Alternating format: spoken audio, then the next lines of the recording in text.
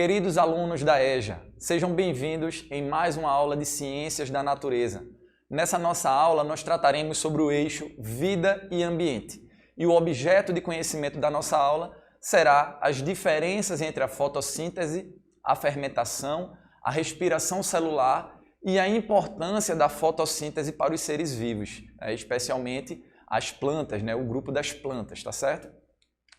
Portanto, se a gente for observar, o nosso corpo, ele produz energia para fazer as mais diversas atividades, Quando a gente está correndo, quando a gente está brincando, dormindo, fazendo qualquer tipo de atividade, uma atividade física, tá certo? A gente vai estar gastando energia, tá certo? Portanto, em todas as atividades do nosso cotidiano vai estar havendo o gasto de energia, E esse gasto de energia que a gente tem, a gente precisa, nosso organismo precisa acabar produzindo energia, tá certo? Portanto, a gente vai observar que o processo de produção de energia pelos seres vivos, sejam eles animais ou vegetais, é extremamente importante, tá certo? Então, nós vamos entender como todo esse processo ocorre, Então, vamos lá. Fermentação. A fermentação vai ser um processo anaeróbico de produção de ATP. Aí você me diz, professor, e o que seria um processo anaeróbico? Quando a gente fala a palavra anaeróbica, significa dizer que é sem a utilização de oxigênio. Portanto, o processo de fermentação é um processo de produção de energia, certo? E essa energia, ela vai receber esse nome daí dessa sigla, ATP, que é um nome bem estranho, talvez vocês nunca tenham ouvido falar, que chama-se adenosina trifosfato, certo? Vou repetir, adenosina trifosfato, que a gente, para descomplicar, a gente chama de ATP, tá certo? Portanto, a fermentação vai promover o processo de produção de energia sem utilizar oxigênio, certo? Nesse processo não vai haver a utilização de oxigênio. E geralmente esse processo de fermentação ele é realizado por fungos e por bactérias, tá certo? E a gente vai observar, ao longo da nossa aula que esse processo de fermentação é muito comum no nosso cotidiano, na nossa vida. Vários produtos que nós consumimos, certo, passaram por um processo de fermentação dentro do seu processo produtivo, dentro do seu processo de produção. Tá vendo como a gente consegue observar na imagem aí o processo de produção, por exemplo, de um bolo, a gente usa o fermento, E naquele fermento ali existem micro-organismos que vão realizar a fermentação ali daquela massa do bolo, tá certo? A fermentação, ela vai ocorrer no citoplasma, A gente já estudou em outras aulas, tá certo? A estrutura da célula, Então é extremamente importante que a gente tenha na nossa memória, a estrutura celular. A gente sabe que as células elas são formadas por organelas, certo? Por compartimentos celulares, certo? E nós temos o citosol, o citoplasma, tá certo? Portanto, a fermentação ela vai ocorrer lá no citoplasma, tá certo? A gente vai observar que num tipo de produção de energia onde utiliza-se oxigênio, essa produção de energia geralmente ocorre dentro de uma organela que nós chamamos de mitocôndria, Mas no caso aqui da fermentação, desse tipo de produção de energia, onde nós não utilizamos o oxigênio, ele vai ocorrer diretamente no citoplasma, certo, das células. Existem três tipos principais de fermentação, tá certo? Desse processo de produção de energia sem uso do oxigênio. Nós temos a fermentação láctica, tá certo? Esse processo de fermentação é aquele onde vai ser utilizado um açúcar proveniente da lactose, tá certo? E teremos como produto final, mais uma vez, falando daquela molécula que eu falei anteriormente chamada de ATP, tá certo? Através do açúcar lactose, a gente vai conseguir produzir ATP sem o uso de oxigênio, tá certo? A esse processo nós chamamos fermentação láctica, tá certo? E dentro desse processo existem produtos, que a gente facilmente pode ver e a gente utiliza na nossa casa, como o queijo, tá certo? O queijo é produzido através de um processo de fermentação láctica, tá certo? O iogurte que a gente consome nas nossas residências também é produzido através de um processo de fermentação, tá certo? Onde micro-organismos, tá certo? Como bactérias, realizam esse processo de fermentação, de produção de energia sem o uso do oxigênio. Por isso que a gente chama de processo anaeróbico, tá certo? Um outro tipo de fermentação é a fermentação alcoólica, tá certo? Essa fermentação alcoólica vai ser realizada por fungos, por bactérias, tá certo? E é utilizada principalmente no processo de produção de bebidas, tá certo? Portanto, as bebidas alcoólicas, o vinho, por exemplo, são produzidas, são feitas através desse processo de fermentação que nós denominamos de alcoólica. E por fim, nós temos um outro tipo de fermentação que é a fermentação acética, tá certo? E nessa fermentação, ela vai ser utilizada principalmente no processo de produção de um produto que a gente tem na nossa casa, que é o vinagre, tá certo? Então, dentro do processo produtivo do vinagre, vai ocorrer um processo de fermentação acética. O que todas têm em comum é que nesse processo de fermentação, nesse processo de produção de energia, não vai haver o consumo de oxigênio, tá certo? Vai ser um processo, como eu tinha dito para vocês anteriormente, um processo anaeróbico, tá certo? Porque não houve uso de oxigênio. E o que significa ATP? ATP é a moeda universal de energia da célula, tá certo? Portanto, como eu tinha falado para vocês, o ATP significa adenosina trifosfato, tá certo? E vai ser a forma que a célula, tá certo?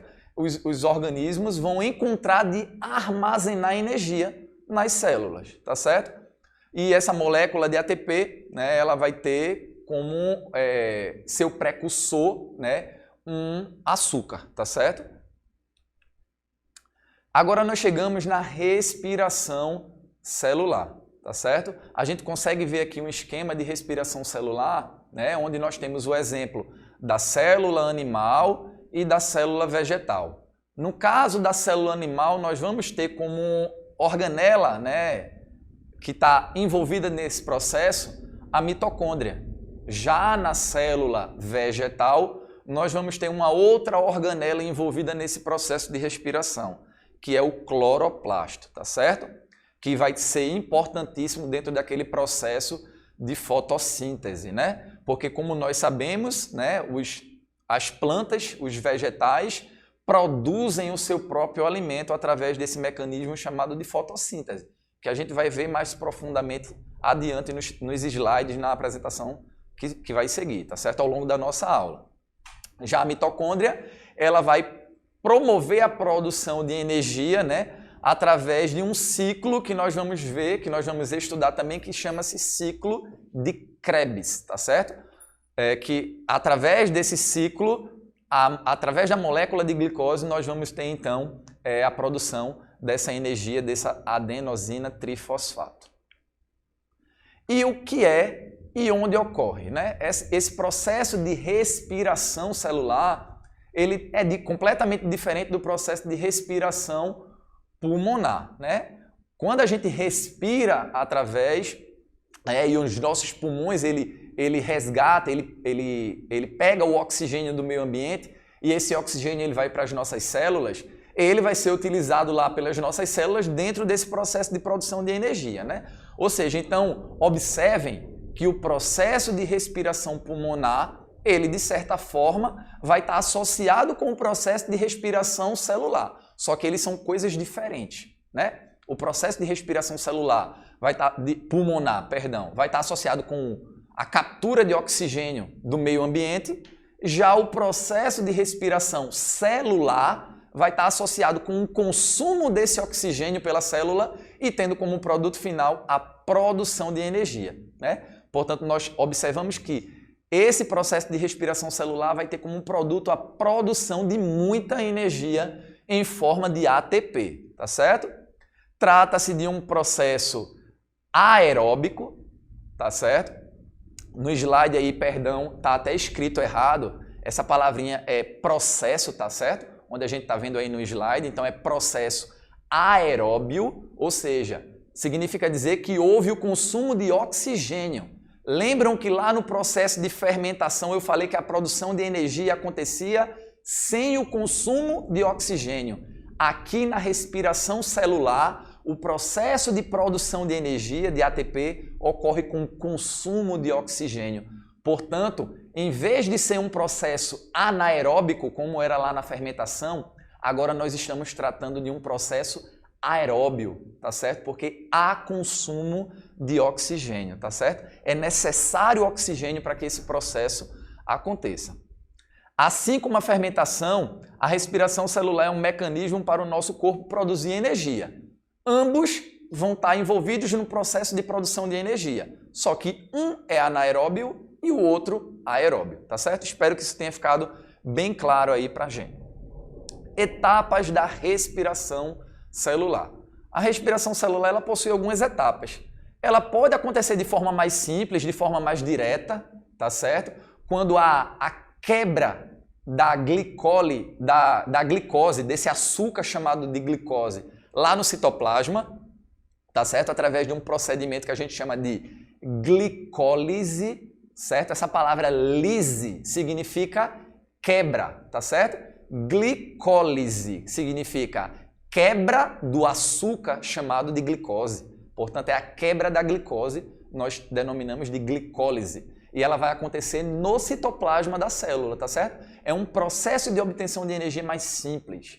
E nós temos um processo de obtenção de energia mais complexo, né? Que nós denominamos de ciclo de Krebs. Também nós vamos ter como produto final a produção de ATP, só que essa produção não vai acontecer no citoplasma da célula, vai acontecer no interior de uma organela muito importante, que nós já estudamos, chamada de mitocôndria, tá certo? Portanto, esse ciclo de Krebs, onde nós vamos ter um maior potencial de produção de ATP, vai ocorrer no interior dessa organela, que nós chamamos de mitocôndria, tá certo? E de onde retiramos a energia? Nós retiramos, né, a energia dos alimentos e incluímos essa energia no ATP, tá certo? Que é a adenosina trifosfato. O que é que acontece? Nós, seres humanos, não possuímos a capacidade de produzir o nosso próprio alimento como as plantas. Lembram que as plantas são seres autotróficos, porque produzem seu próprio alimento? Nós, animais, não possuímos a capacidade de produzir o nosso próprio alimento.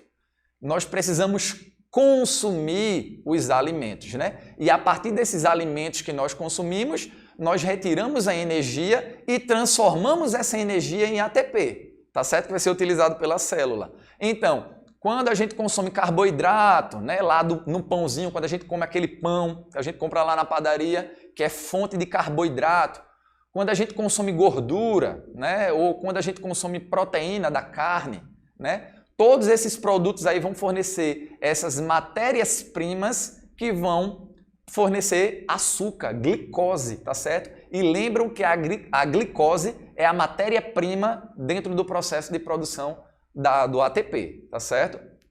Portanto, a gente retira dos alimentos a energia que vai ser convertida e que posteriormente vai ser utilizada pelas nossas células, tá certo? Então, a partir da digestão de carboidratos, a partir da digestão de gorduras, a partir da digestão de proteínas, né, nós vamos absorver a glicose, tá certo?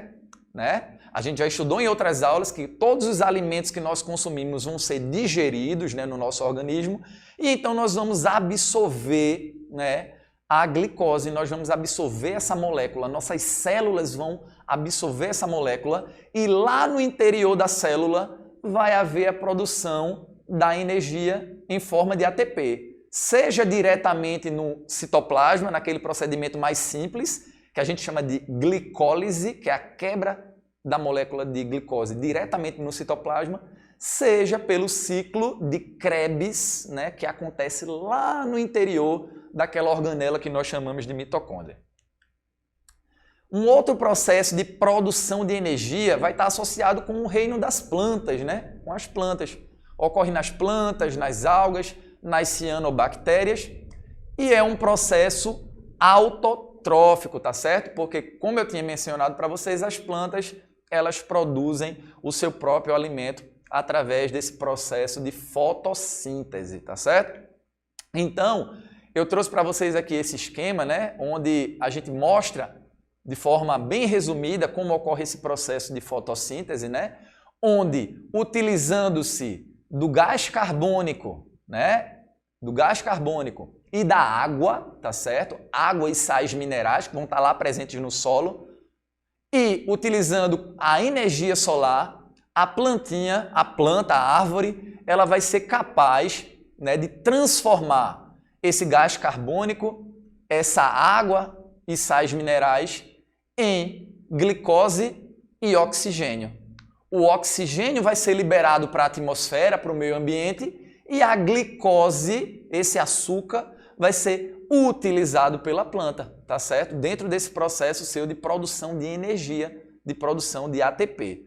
Portanto, a gente consegue observar na imagem, né, através das setas vermelhas, que a planta está retirando do solo água e sais minerais, ela está retirando da atmosfera o gás carbônico, ou seja, o CO2, e através da energia do sol, através da energia solar, está convertendo aí essas matérias-primas em oxigênio e glicose, tá certo? Portanto, observem que as plantas, elas são uma espécie de filtro.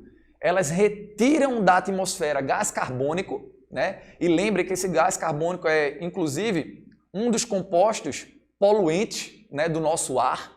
Então, as plantas, elas retiram todo esse gás carbônico da atmosfera e, através do processo de fotossíntese, liberam oxigênio, tá certo?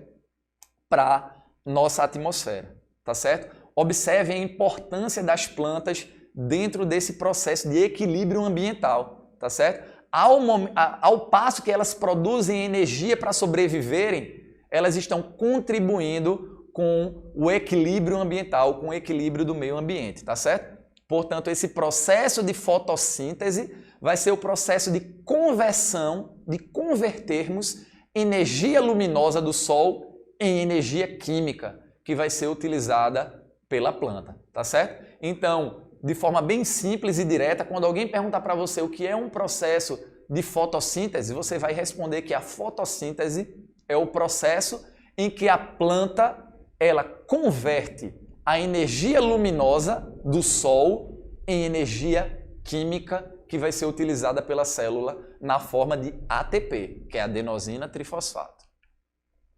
E onde vai ocorrer esse processo? Lembram que lá na célula animal, a organela responsável por esse processo de produção de energia era a mitocôndria?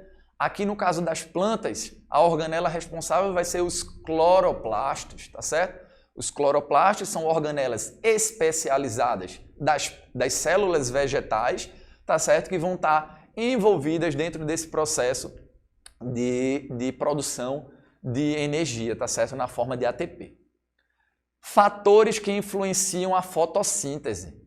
A luz é um fator fundamental que está envolvida dentro desse processo de fotossíntese, né?